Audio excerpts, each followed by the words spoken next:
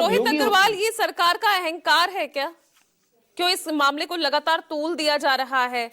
यहाँ हिंदू सनातन का जो आप झंडा बुलंद करते हैं, आपको ये चिंता का विषय नहीं होना चाहिए कि वही कोर वोट बैंक जो बीजेपी का रहा है, जिसके बल पर उन्होंने अब लगातार तीसरी बार वो सत्ता हासिल करने की तैयारी में है, तो ये चिंता का विषय नहीं है उनका रूठ जाना, नाराज हो जाना? देखिए पूजा जी, ये डबल स्टैंडर्ड्स नहीं चलेंगे। राम भक्तों पे गोली चलवाई वो तो मुलायम सिंह जी ने नहीं चलवाई, वो तो अधिकारियों का डिसीजन था।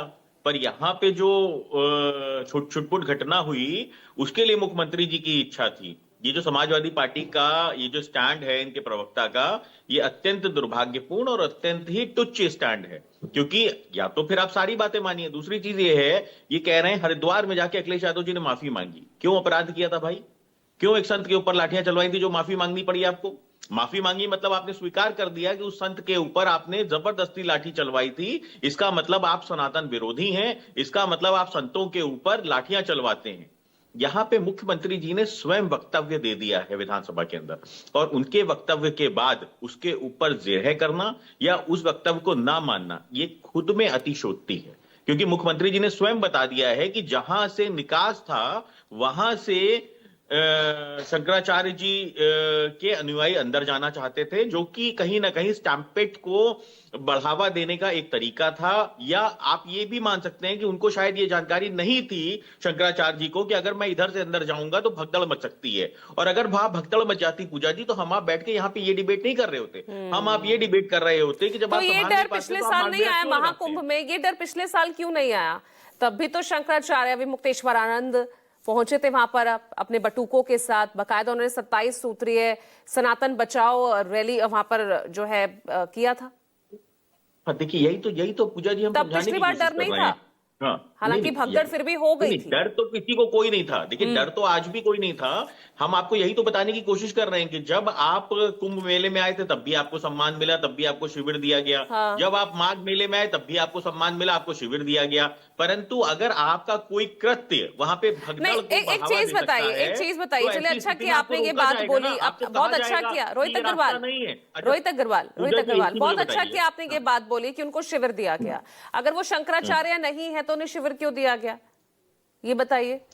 उन्हें क्यों जमीन दी गई? शंकराचार्य कह रहे हैं, और वो ये कहना बिल्कुल गलत होगा कि वो शंकराचार्य नहीं है, क्योंकि वो जो उनका विवाद है वो उनका व्यक्तिगत विवाद है। धर्म के मैटर में कोई भी सरकार नहीं घुसना चाहती है, वो उनका अपना तो योगी आदित्यनाथ गलत कह रहे हैं ना? फिर शंकराचार्य है कि नहीं है ये हिंदुओं को डिसाइड करना है कि उनको वो शंकराचार्य माने कि ना माने। परंतु अगर कोई दो लोग हैं तो जिस व्यक्ति के साथ उनका विवाद है, अगर वो भी सीएम योगी कह रहे हैं कि हर व्यक्ति शंकराचार्य नहीं लिख सकता, ये तो बात योगी आदित्यनाथ ने सदन के पटल पर कही। योगी आदित्यनाथ ने जी ने कहा कि कोई भी व्यक्ति ऐसे ही शंकराचार्य नहीं लिख सकता है। कल समाजवादी पार्टी के प्रवक्ता लिखना शुरू कर दें कि मैं शंकराचार्य हूं, तो नहीं लिख सकते हैं। अभी मुक्तेश्वरानंद सरस्वती कर रहा हूं, वो शंकराचार्य लिख रहे हैं, उन्हीं के लिए कहा ना योगी आदित्यनाथ ने। आप कह रहे हैं कि ये जो है राजनेता नहीं तय कर सकते।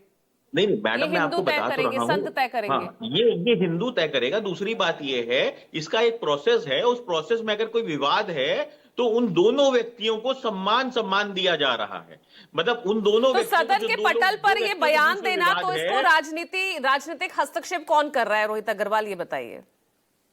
राजनीतिक हस्तक्षेप तो राजनीतिक मुद्दा समाजवादी पार्टी उसको बनाने की कोशिश कर रही है। समाजवादी पार्टी को लग रहा है कि हम इस मुद्दे को बना के हम शायद हिंदुओं के मन में ये बैठा पाए कि हम सनातन विरोधी नहीं है। अरे भाई, आप तो खुद कह रहे हैं कि आपने लाठी चलाई और आप जाके चरणों में लेट गए शंकराचार्य के कि महाराज हमसे गलती हो गई, हमने आपके ऊपर लाठी चलाई। आप तो लेट के आप माफी मांग के आए। शंकराचार्य जी ने बताया अखिलेश यादव जी दंडवत होके माफी मांग के गए हैं, और समाजवादी पार्टी के प्रवक्ता ने यहाँ पे स्वीकार किया कि अखिलेश यादव जी ने वहां पे माफी मांगी। इसका मतलब आपने गलती की ना, अपराध किया ना। ये तो सर्वविदित है, लेकिन जो अब सवाल खड़े हो रहे हैं उसके लिए कौन माफी मांगेगा? जो यहाँ शंकराचार्य अभी मुक्तेश्वरानंद जो नाराज हैं, जो इस तरह की बयानबाजी हो रही है, उसके लिए कौन माफी मांगेगा, ये बताइए? मैंने आपके ही चैनल पे उसी समय मैंने ये कहा था कि स्वामी जी स्नान करें, पूरा प्रशासन जाके उनकी व्यवस्था करेगा। और पूरा प्रशासन उनको स्नान करवाएगा। कौन गया और उन्हें मनाने के सारे लिए? अधिकारी कौन गया कराएंगे। रोहित अग्रवाल उन्हें मनाने अब के लिए? आप अगर हट करने लग जाएंगे कि नहीं साहब हम तो हट में पूरी तरीके से विलीन है, तो फिर आपको आचरण भी तो शंकराचार्य जैसे करने पड़ेंगे ना। आप अगर संत हैं तो संत जैसे आचरण भी करने पड़ेंगे। फिर आपको सहृदय होकर आपको कहीं ना कहीं अगर कोई त्रुटि हुई है तो उसके लिए क्षमा भी करना पड़ेगा। लेकिन अगर आप ये कह दीजिए कि नहीं साहब अखिलेश यादव जी की तरह दंडवत जब तक नहीं होंगे तब तक मैं क्षमा नहीं करूंगा, तो भाई ये तो देखिए प्रशासन का काम नहीं है, ये सरकार का काम नहीं है कि वो जाके किसी भी धर्म के आगे दंडवत, वो कोई भी धर्म का व्यक्ति हो, वो ये तो आप कह रहे हैं ना कि साहब हम सिर्फ सनातन की बात करते हैं। हम तो सबकी बात करते हैं, हम तो सेकुलर पार्टी हैं, हम तो सेकुलर देश सेकुलर है। तो हम तो जो सरकार है वो सेकुलर सरकार है और सबका सम्मान करती है, सारे धर्मों का सम्मान करती है। आप ही नहीं मानने को लेकिन तैयार फिर है भी कि हम यहाँ सारे धर्मों का शंकराचार्य सम्मान करते हैं। अपमानित महसूस कर रहे हैं। अंशुवत्स,